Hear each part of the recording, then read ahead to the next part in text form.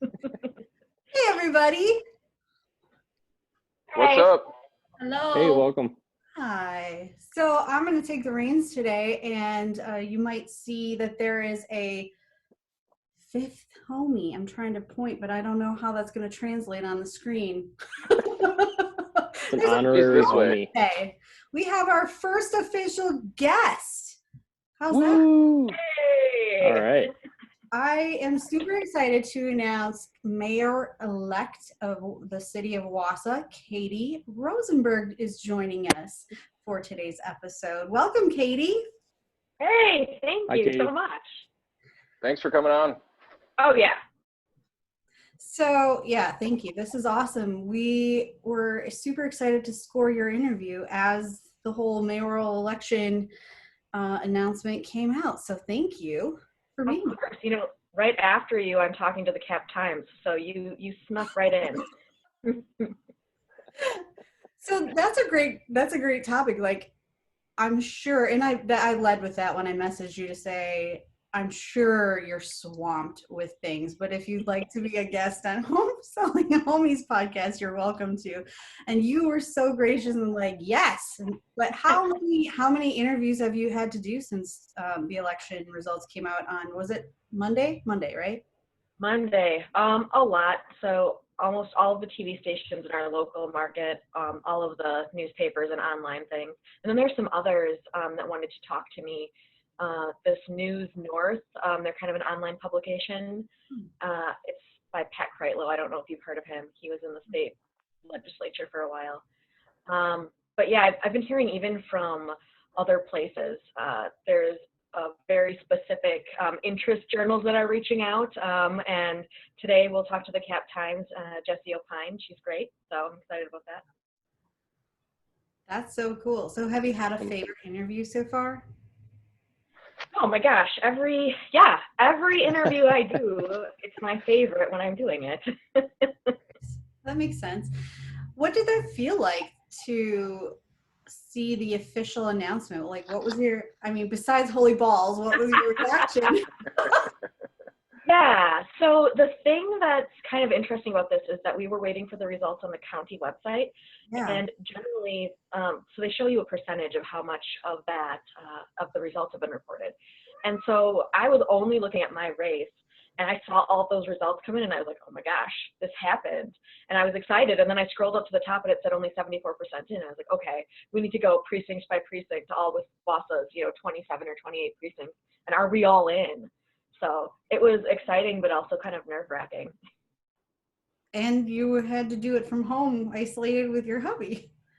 Yeah, I had some friends, much like you, who joined me on Zoom. So it was good. They got to see me kind of jump up and down, and they helped me make sure the results were final. That's awesome. So I'm sure you have about 1 million things on your to-do list, and you officially are sworn in next Tuesday? Yep.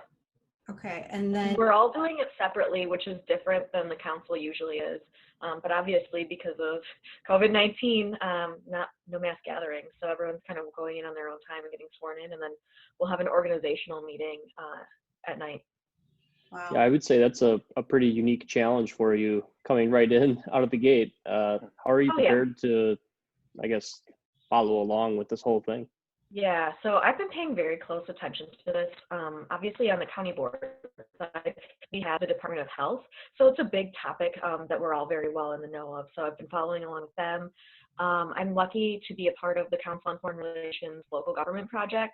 So we have lots of phone calls with CDC scientists and epidemiologists, and then a bunch of other state things. Once I was elected, I was looped right into some local elected conference calls and things like that. So, I mean, it's a challenge, and everyone's kind of feel like they're taking it seriously everywhere. But you have these different people who maybe, oh, we'll meet face to face, and I'm still having people ask me to do that, and it's a challenge. I want to be a good influence, but I also want to be a good leader. Right. Good point. I think it's definitely interesting to see how this, because we're not the only municipality that has new leadership taking place. I think it's going to be really telling, actually, to see how strong of a leader the new representative in whatever municipality it is will handle this situation. Mm-hmm. Yeah, it's a lot. But we have good recommendations from our state partners, and obviously I have a good relationship with our county partners, so I feel like we have a direct line to make sure we have the most up-to-date and current information. Good. So I'm sure you have a long list of things that you plan to start working on immediately, and I'm sure it's pretty complex, but what are you looking forward to the most jumping out of the gate?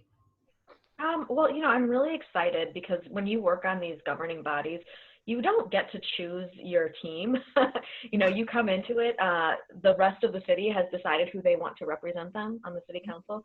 And so you really have to look, get to know them, and understand their strengths, what they want to do, and there's also probably some angling for different kinds of agendas and things like that. I'm not too worried. I think a lot of people, you don't go into public service to be a jerk, I don't think, usually. So I think a lot of people are excited to get going. But I have to come up with committee assignments. I have to go through a bunch of different things. So that's number one on the agenda.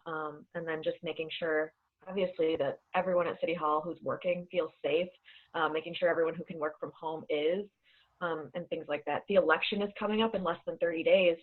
So that's one thing I've been talking about with the city clerk is how do we make sure we have the resources? It's not a statewide election, it's just the 7th CD. Yeah. So making sure that we have the resources we need from the state to keep everyone at the polls safe.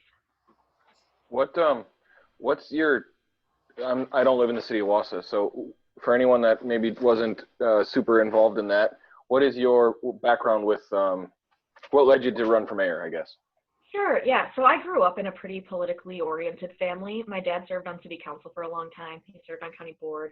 My aunt right now is on the school board. My grandpa served on some statewide educational boards. I've had this history of people who are involved, and we've had raucous family discussions around the table about issues. So I really do care about that process. And 4 years ago, I had the opportunity to run for county board, and I love it. I'm actually sad to be leaving because there's a lot you can do on that county level. But I just think there's more opportunity now to try some new things for my neighbors in the city. We have a lot of shared constituents. I think we can build up those partnerships with the county.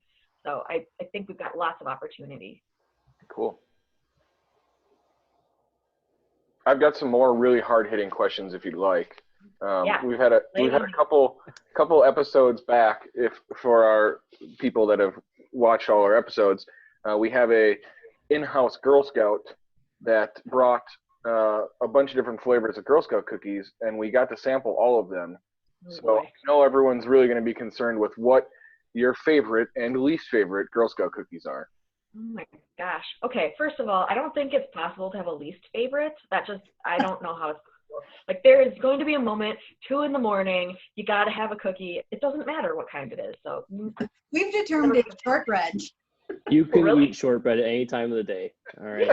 Like shortbread. Dad's favorite, our least favorite. Coffee. You can make a little like s'more kind of, like get a little sandwich out of it. But my favorite probably is the they're called Caramel Delights or Samoa, whatever. But Samoa. Represent. Yes. I knew it was for a reason. So I also have another, or Phil, did you have another one? I'll save it for later. I was also curious, transitioning out of a job and you work for East Bay, and you have for a long time. What does that feel like to transition out of your, Yeah. It's a very different world. Yeah, so it's very interesting. I mean, obviously, Foot Locker is a global company, and I've been very lucky to work for them. Next Wednesday would have been my 7-year anniversary with the company, and I've gotten to do all kinds of things, from social media, going to the NFL Combine. Last year at this time, I was in New York City talking to our investors. Like, it's a lot of interesting stuff, and business is obviously very interesting to me. And I wish I would have had more than, 5 days to put in my notice. They all knew I've been running for the last year, so they knew it was coming. But Yeah, I wish I could say goodbye in person. Everybody's working from home right now. It's hard to come up with the whole list of things that I do and even try to delegate it out to people who are already, we've all had to freeze hiring, for instance. So you're just putting your job onto other people too. So you worry about that a little bit, but just making sure everything, taking care of the business gets done when I'm gone, it's important. Yeah, I can't even imagine what that, I mean, when I left my 9 to 5 job for real estate, it was definitely emotional too. So, I mean, like, I've been thinking about that part of your transition a lot lately, like, because we're in such an emotional time in general, just in the world right now with COVID-19, plus going through an election, which is obviously a roller coaster of emotions, plus leaving everything that's, you know, you've known for so long, and that's like solid, and it's like the one thing that is staying the same kind of thing. So that I've been thinking about that a lot lately. So I'm glad to hear that. Yeah, I mean, it's really weird. I loved working there. Before that I worked at Channel 9, and I had a lot of, I worked with a lot of young people who were in and out. I mean, we're market 135 or 134 at this point. So it's a lot of new people starting out their careers. So I kind of got used to that kind of churn.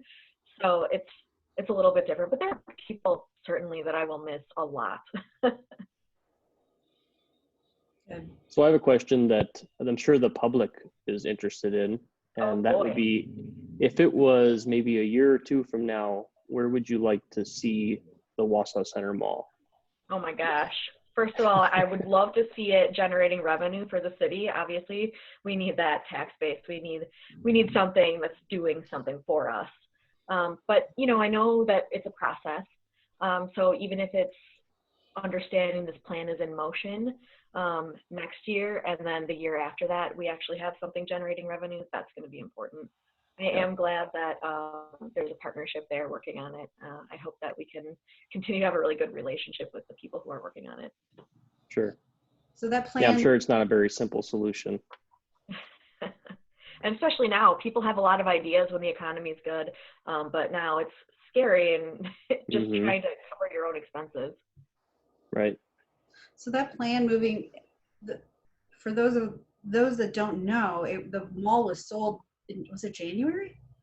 I think, I don't know the actual date that they signed that agreement, but yeah. It was earlier this year, I believe, or late last year, one of the two. But so it's now owned by a pool of investors that are local. Yep. The local foundations, went together and they purchased it. There's a giant development agreement about what goes into that.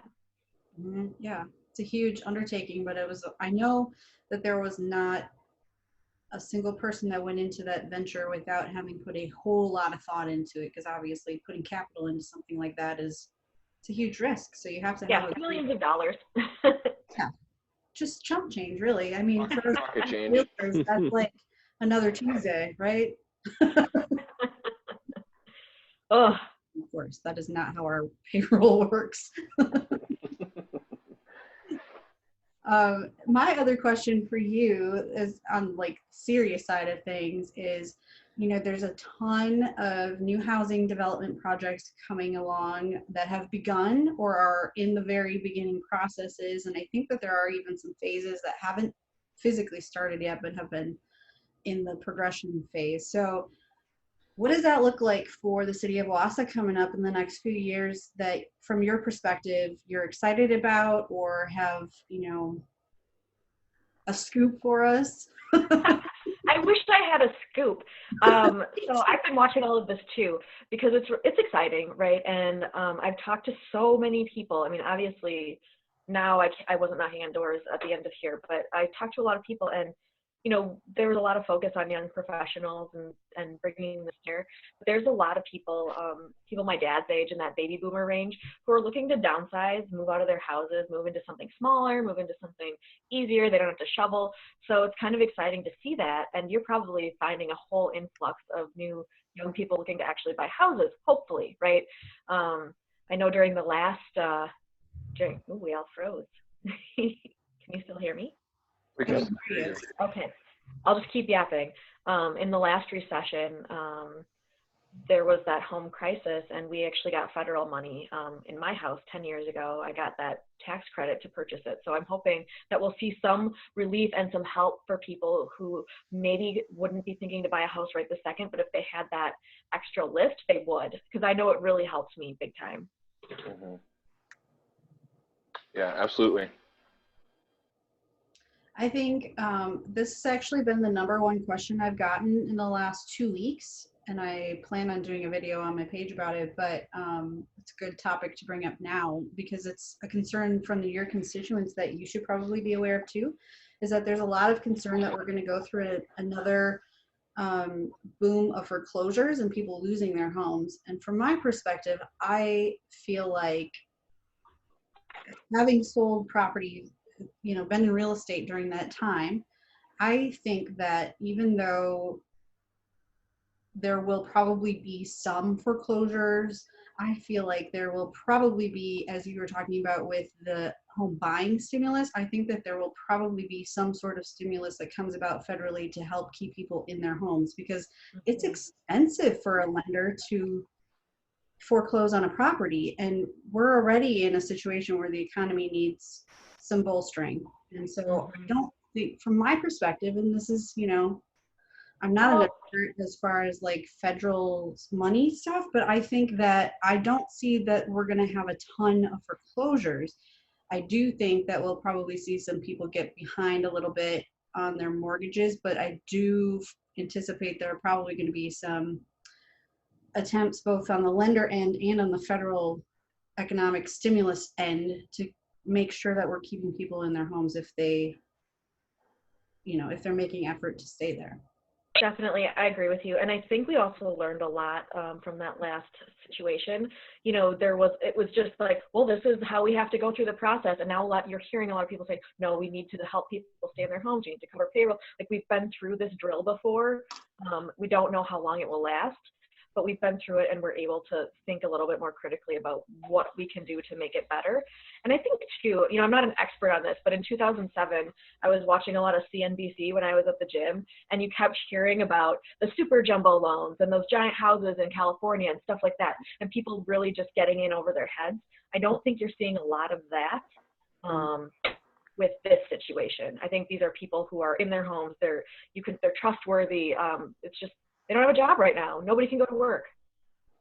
I think you're exactly right. That's exactly the take that I'm seeing from past to now. I think that there has definitely been a ton learned from that previous event that, we're not seeing those jumbo loans. We're not seeing those refis where you turned around 2 weeks later to pull more equity out because that's how quickly the market was inflating. Then your home ended up being worth a month and a half later after things started to decline. So I think you're absolutely right. And I think that it's important for both you and for the people watching this to know, if you're holding out to buy a foreclosure property, you're going to be holding out for a hell of a long time. Right. So what you're saying is buy now, buy in Wausau. Yeah. It's a great time to buy. Honestly, the interest rates are stupid low. And although we do have people withholding their listings right now because they don't want public in their homes, we do absolutely still have people putting their homes on the market, especially in that upper price bracket, like from $350 up. People are being relocated for jobs and they need to sell. Mm-hmm. Katie, are you planning to purchase a mayor's mansion and make it part of the Wausau? Because if you are, I would like to offer my services to assist you. Yes, thank you. I don't plan on purchasing any mansions, mayor or otherwise. I kind of love my little house on the southeast side. So there was no part of the Wausau budget that was like a mayor's mansion? Like, can't you change that now that you're, mayor-elect and going to be able to do that? Or? No, I probably could, but then I'd probably be recalled. Recalls. We won't go there yet. No.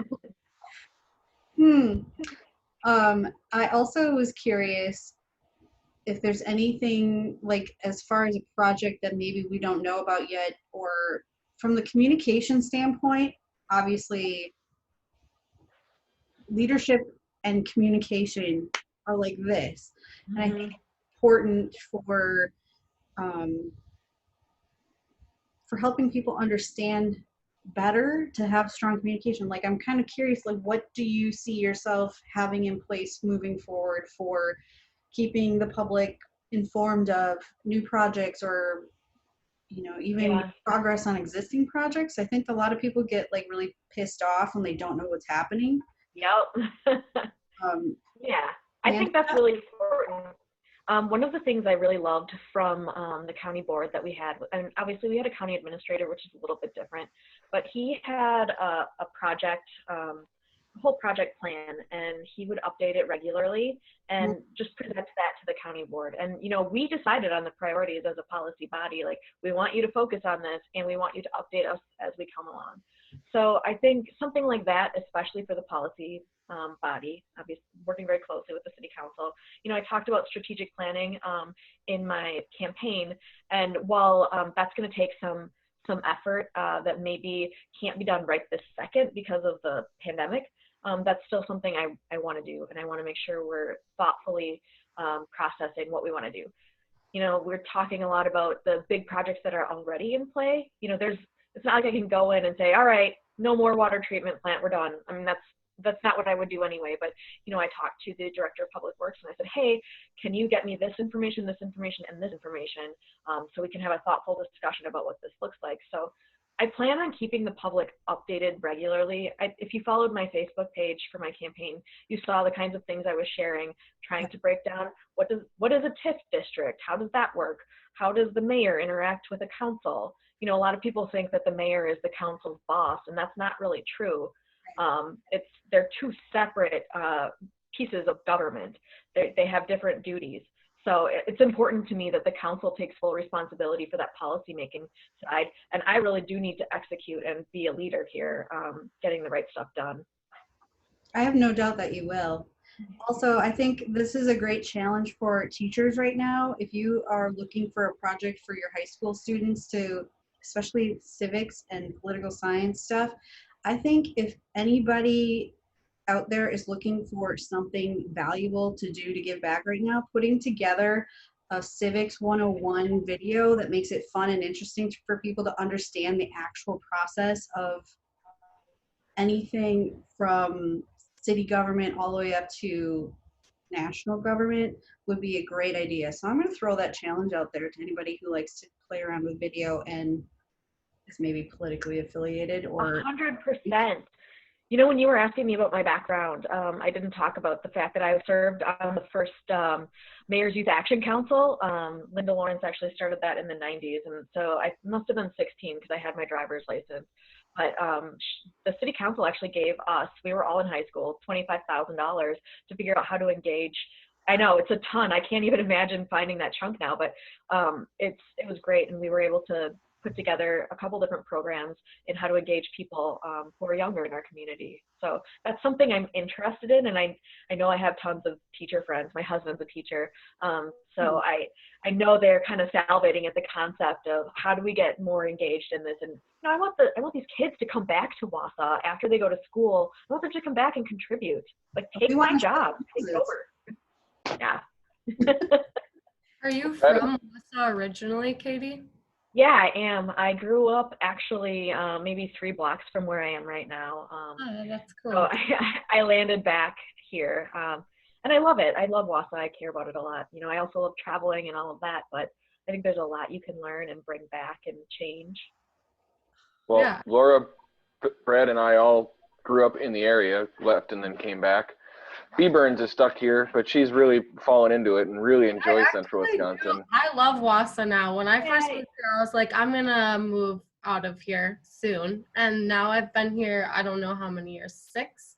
And I love it. And I think it's super cool to be on a call with 3 other people that have 4 that have very much the same mindset of like, do more, be more. If you don't like a situation that you're in the city that you're in, then do something about it, which is obviously what you're about, Katie. So that's awesome. It's cool to be on a call with you. And I think that there's a lot of information that you could probably share with the community and young professionals or people that aren't young professionals yet, to just say, this is why we love being here. What's a big misconception that you think people have about you or the roles that you've filled that now you have an opportunity to say, this is actually how it really works? Just anything like this is a hurdle I've had to overcome. Yeah, so it's interesting. I mean, you as a younger woman, certainly Laura, we've all kind of encountered, I don't want to call it sexism because it's not overt. There's a little something though where it's kind of like, what are you about? Why are you doing this? What makes you qualified? I had that question so much, and not just in the fact like, what's your background? It's like, well, why would you ever be qualified for this? It was kind of in that way. So kind of just making sure you can, I don't want to get too excited about it. I want to just calmly explain like, okay, well, here's where I got my master's degree. Here's my business experience. Here's my policy experience. Here's what I care about. You just kind of want to make sure that that's out there in addition. Like, I'm not a label, right? Like I saw a title, like, oh, Wausau's millennial mayor. And that's not really what I'm looking at myself as. I'm like, I'm Wausau's mayor. So everyone. I love the millennial tag. That's just, that's great. Gotta throw it in there. Get that all the time. It gets hits, you know, it makes for good news, and we'll get a lot of old people fired up on social media. They're not old people, Phil, they're boomers. Yeah. Okay, boomer.